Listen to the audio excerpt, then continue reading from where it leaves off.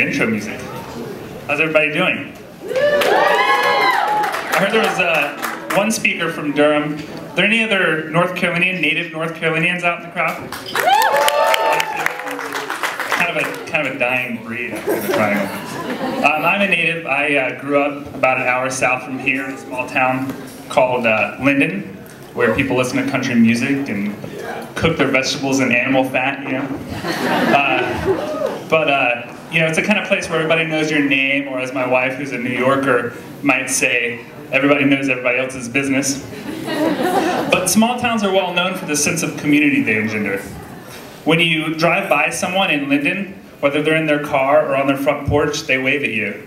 And when someone needs help, neighbors come together and volunteer to lend a hand. Now, I left Linden to join the Air Force, but that sense of community, that appreciation for community, followed me everywhere. And the Air Force strengthened my commitment to service. Now, this is a little silly, but I noticed the other day that whenever I'm out driving and I see someone having car trouble, pushing their vehicle down the road, I always get this urge to pull over and help push.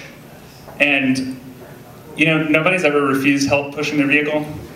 And, but I think the reason it's so compelling to me is that, you know, I'm having this shared experience with a bunch of strangers who really appreciate my contribution, and it feels really good. And that's the feeling I get whenever I volunteer.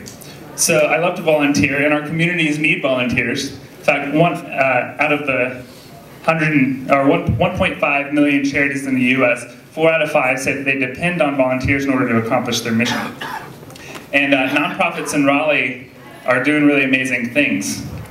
They're providing care for seniors and the disabled, career counseling for the unemployed, food, shelter, and clothing for the disadvantaged, even fences for chained up dogs. They're also educating kids, bridging the digital divide, curing disease, promoting the arts, assisting with disaster recovery, and a whole lot more, and they need our help. So, you know, unfortunately, Raleigh consistently ranks among the lowest in its volunteer support of these charities. With a volunteer rate of 22.8%, we're currently ranked 39th out of 51 cities in the US. And that's actually up from last year when we were 47th out of 51. So we're starting to get our act together, but we need to do more. And with the recent explosion of social media, it's a really great time for us to be thinking about how to leverage our social connections in order to grow that volunteer rate. Now, existing volunteer platforms work like central clearinghouses. They allow nonprofits to post opportunities for volunteers to sign up for, but they're not concerned about growing the volunteer rate, and they require the volunteers to come and find them.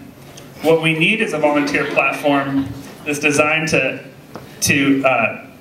we need a volunteer platform that's more community-oriented and designed to promote a culture of volunteerism, and that's what I'm helping to build for Activate Good, because we want Raleigh to be the #1 city for volunteerism.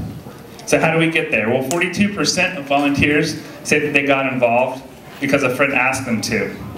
So we need to not only recruit volunteers, but also empower them to become connectors and bring in more volunteers so we can amplify everybody's impact.